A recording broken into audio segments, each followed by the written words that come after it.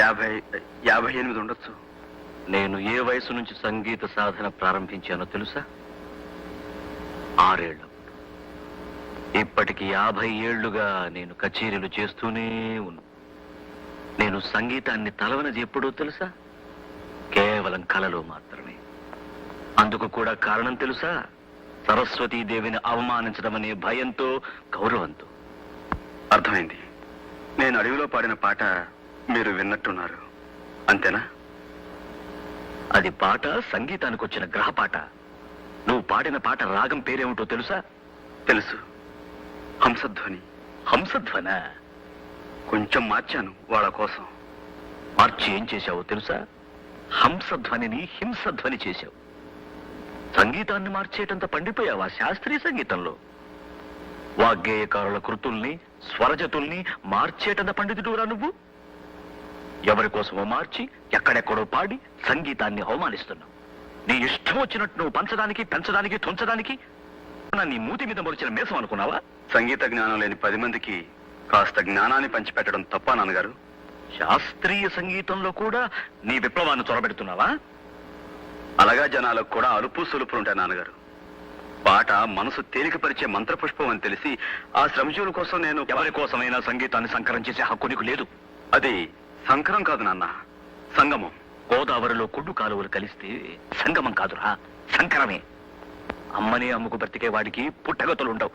అది అపచారం కాదురా, వ్యభిచారం. నాన్న, నేను అమ్మను అమ్ముకుంటున్న వాడిని కాదు. అమ్మ అందరికీ అమ్మేన నేను నమ్ముకుంటున్న వాడిని. అందరికీ పంచిపెట్టడానికి శాస్త్రీయ సంగీతం అంటే చౌకటి పూలు దొరికే ఉప్పుడు బియ్యం కాదురా. కష్టపడే శ్రమజీవుల కోసం కాకపోతే సంగీతం ఎందుకు నాన్న? సంగీతం ఎందుకు నువ్వు నాకు చెప్తున్నావా? ఒరేయ్, నేను నీ తండ్రిని మాత్రమే కాదురా, నీ గురువుని కూడా. నే తప్పు పడుతున్నావా? తండ్రి అయినా గురువు అయినా నిటలాక్షుడు 3వ కన్ను తెరిచిన తప్పు తప్పే నాన్న.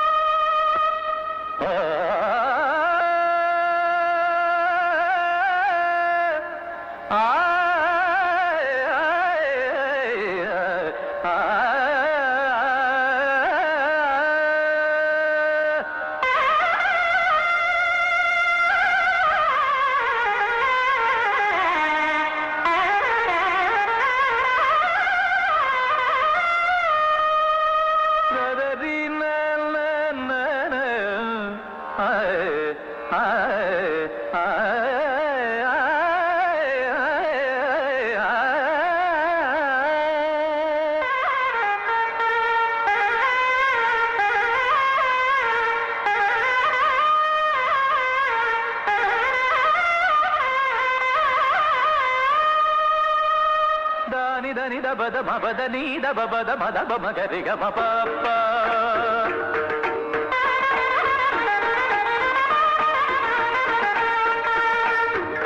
సదరిగ సరిగ మపగ మబద నిని మాబద నిరిద నీద బమపప్ప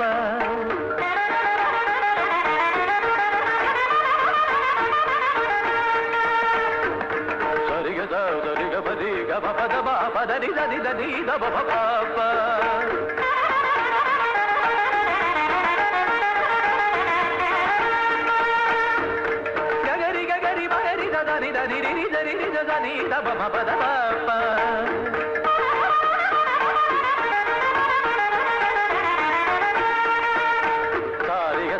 పద బాబద నిద దబ దరి దరి గరి బగరి దరి దరి దరి రి దరి దబ దరి దరి గరి దరి దరి దరి దబ దరి దబ బబ దరి దరి దరి దరి దబ దరి దబ దరి దరి దబ దరి దబ దరి దబ బబ దరి దరి దబ దరి దబ దరి దబ దరి దబ దరి దరి దరి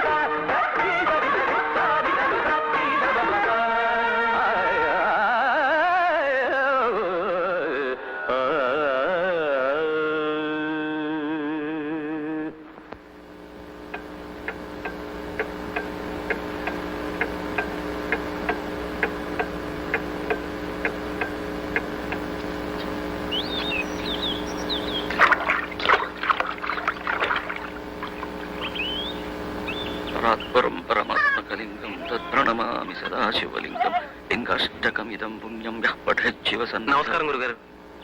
ఎవరు బాబు నువ్వు? నా పేరు చారుకేశ్. ఓ, నాకు సంగీతం అంటే ప్రాణం. ఆ, మీ సంగీతం అంటే ప్రాణానికి ప్రాణం. మీ కచేరీలన్నిటికీ నేను హాజరవుతా. సంగీతాన్ని ఏకలవీళ్ళలాగా అభ్యసిస్తున్నాను. బొటన వేలు మాత్రం మీరు అడగకూడదు. ఒక్క నిమిషం ఆశీర్వదించండి. దీర్ఘాయుష్మాన్ భవ. లే లే బాబు.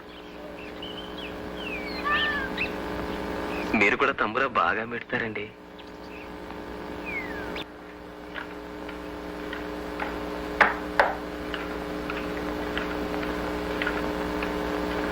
నాన్నగారు, కచేరీ బాగా జరిగిందా? కచేరీకి నేను రాకపోవడానికి కారణం వద్దు.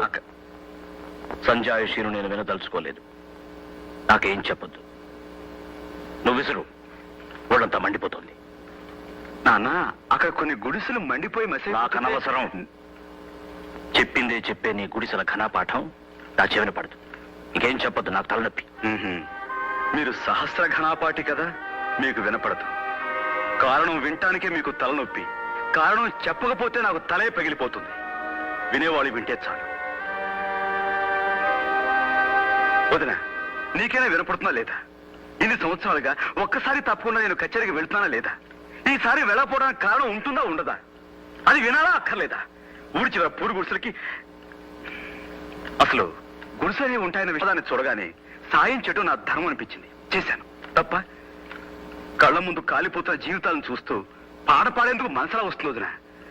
10 మంది మనుషులు హర్షించే పని చేస్తే ఆ దేవుడు కూడా హర్షిస్తారంటారే, మరి ఈయన నువ్వు చెప్పొదినా, అసలు నేను చేసిన తప్పేమిటి? సరే, తప్పైనా ఒప్పైనా జరిగిందేదో జరిగిపోయింది. భోజనాలు పెడతాను, రండి కూర్చోండి. మామగారు, మీరు రండి. వద్దమ్మా, వద్దు. వాడు చేసిందే ధర్మమని వాడికి అంత గట్టిగా అనిపిస్తే మనిషి కర్మానికి వృత్తి ధర్మానికి తేడా తెలియకుండా వాడిని పెంచిన పాపానికి జరిగిన దైవధిక్కారానికి నేను 2 రోజులు ఉపవాసం ఉంటాను. 2 రోజులు ఎందుకో తెలుసా? వాడికి నాకు చేర్చి. ఈ రోజు జరిగింది సామాన్యమైన కచేరీ కాదమ్మా, రామాలయంలో కచేరీ.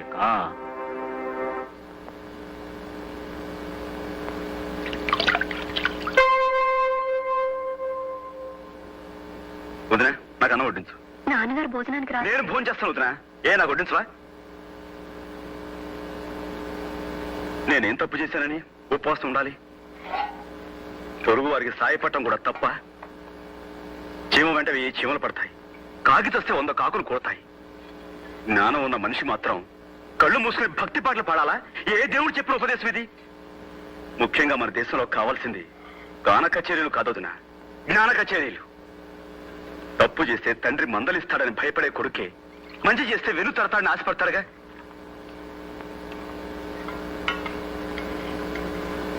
కానీ కానీ నా విషయంలో నాన్న, నేను తింటాను వదినా, కడుపు నిండా తింటాను. నేనెందుకు మానేయాలి భోజనం?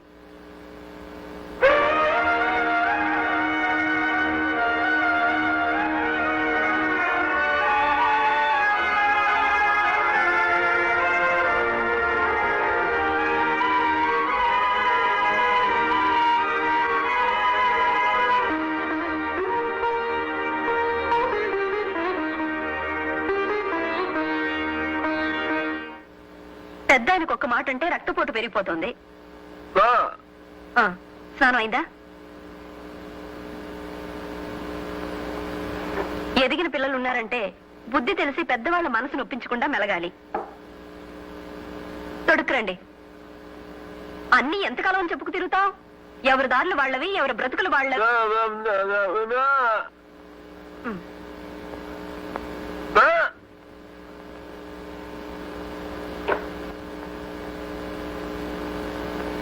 పంచి కావాలా? అతని సంగతి మీరు కూడా పట్టించుకోకుండా ఇలా కుదుమరాయిలా నిల్చుంటారేమిటండి?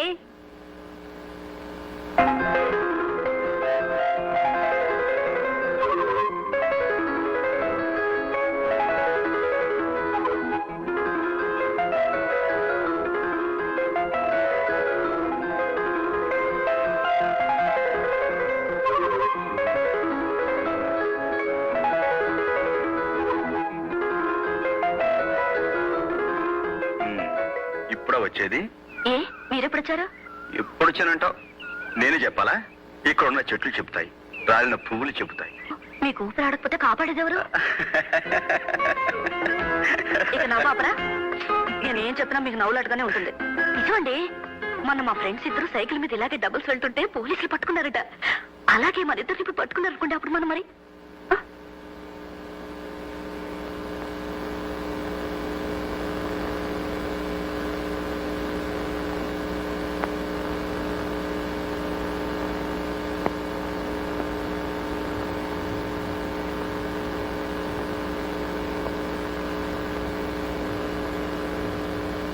నాన్నగారు, ఈ అమ్మాయి లలితని.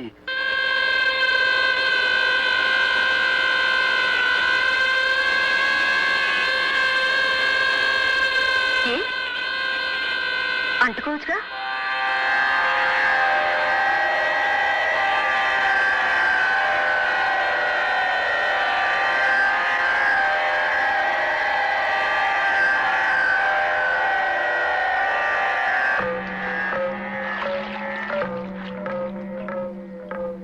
ఎలాంటి ఇల్లుది?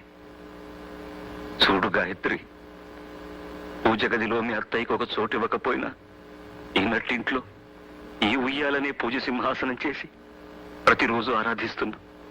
ఒక వరలక్ష్మి వ్రతం రోజు సాక్షాత్తు లక్ష్మీదేవిలా అలంకరించుకుని పూజ కార్యక్రమం ముగించి నా కాళ్లకు నమస్కరించి ఉపవాసం అలసటలో ఉయ్యాల్లో విశ్రమించింది నా భవాని. ఊగుతున్న ఉయ్యాల ఆగిపోయింది, నా భవాని శ్వాస కూడా ఆగిపోయింది. ఆమె ఆదర్శాల మేరకు నేను నా ధర్మానికి కట్టుబడి అగ్నిహోత్రుడిలా బతుకుతున్నాను. అలాంటి ఈ ఇంట, లక్ష్మి నడయాడిన ఈ నట్టింట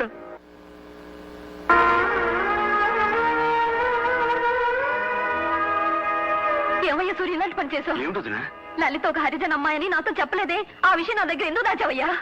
ఇందులో దాచేదే ఉందినా? అదొక పెద్ద విషయంగా తీసుకోలేదు నేను. ఆ అమ్మాయి అందంగా ఉంటుంది, పైగా మంచిది. అందుకే ప్రేమించడం తప్పు కాదనుకున్నాను. అంతే. అంతేనా? ఎవరికైనా అంతే కావచ్చయ్యా, కానీ బిలహరి గణపతి శాస్త్రి గారి సంతానానికి అది అంతే కాదు, అంతులేనంత. అంటే అంటే ఇప్పుడు ఏమంటావు వదినా? నీ విషయంలో ఆ పిల్ల హరిజనుల పిల్లని తెలియక నిన్ను ప్రోత్సహించడం తప్పైతే అందుకు నన్ను క్షమించు. ఈ ఇంట్లో పెళ్లి కావలసిన తులసి మొక్క లాంటి చెల్లెలుంది. సంప్రదాయ చందనవనంలో పండిపోయిన మహావృక్షం లాంటి మీ నాన్నగారు ఉన్నారు.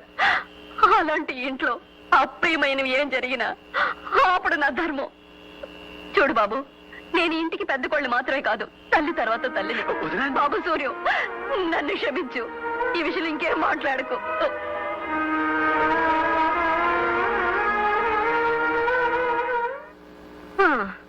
కొడుకులేని లోటు మీ వల్ల నాకు తీరిపోయింది.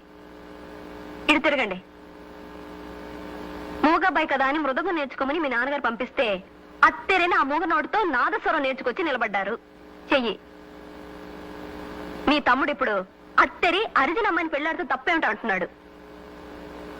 ఈ విషయంలో మీరేమనుకుంటున్నారో కాస్త చెప్పరేమిటండి? అభిప్రాయం చెప్పమంటే అలా వెళ్ళిపోతారేమిటి?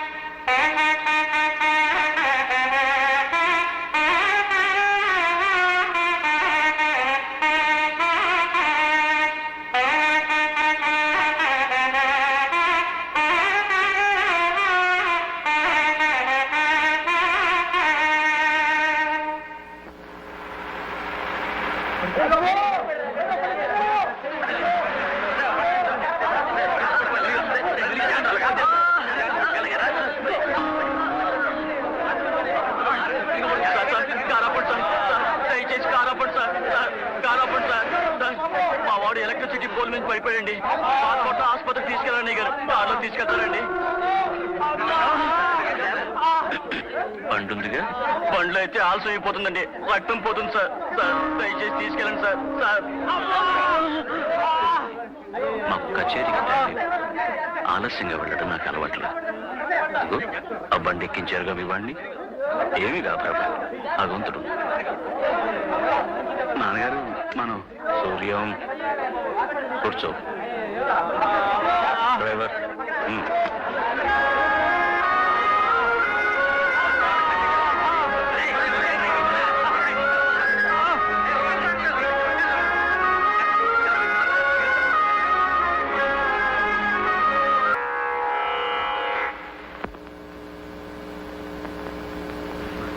అవాని, నీ కొడుకు గురువును మించిపోయాడు. గురువు గుండెల్ని తన్ని తరిమేసేటంతగా మించిపోయాడు. సంతోషించు, సంతోషించు.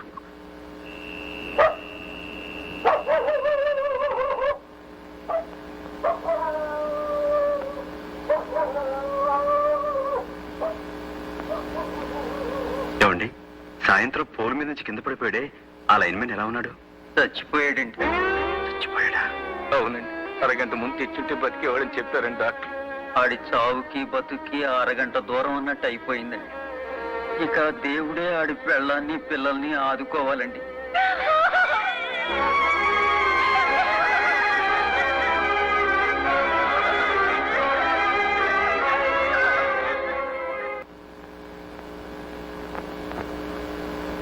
రాత్రంతా ఎక్కడుండి వస్తున్నావు? మైలపడి వస్తున్నావా? అదేరా, ఆ అంటరాని దాంతో గడిపి మైలపడ్డావా అని అడుగుతున్నాను. నాన్న, సూర్య నమస్కారం చేస్తున్న నోటితోనే సూర్యాన్ని దుమ్మెత్తిపోయకండి. నాకన్నా మీ మనసులోనే అంటరాని ఆలోచనలు ఎక్కువగా ఉన్నాయి. క్షమించండి. నేను ఎక్కడికి వెళ్ళానో మీరు ఊహించలేరు కూడా. కరెంటు పోల్ మీద నుంచి కింద పోతే అడవిలో దిక్కు లేకుండా మనం వదిలేసామే, ఆ వ్యక్తి ఆసుపత్రిలో చచ్చిపోయాడు. అది మీరు తెలుసుకోవాలి. అలాగా అన్నంత మాత్రాన పోయిన మనిషి తిరుగు రాడు నాన్న. భగవంతుడు ఉన్నాడు, పుండని పంపేశారే, మరి ఏ భగవంతుడు అతను కాపాడలేదే? అరగంట ముందు అతని ఆసుపత్రికి చేర్చలేని వాడే అతని పాలిట భగవంతుడై ఉండేవాడని డాక్టర్లు చెప్పారు. ఇది కూడా మీరు తెలుసుకోవాలి. సూర్యం, అందులో ఏమన్నా అర్థం ఉందంటావా? చావు పుట్టుకలు కర్మఫలాలు. ఆ మనిషికి ముగింపలా వ్రాసిపెట్టుంది, ముగిసిపోయింది. నాన్న, మీ కర్మ సిద్ధాంతానికి ఎదురులేకపోవచ్చు, కానీ సంగీతమే సర్వస్వం అనుకునే ఈ మూర్ఖ సిద్ధాంతం నుంచి బయటపడండి.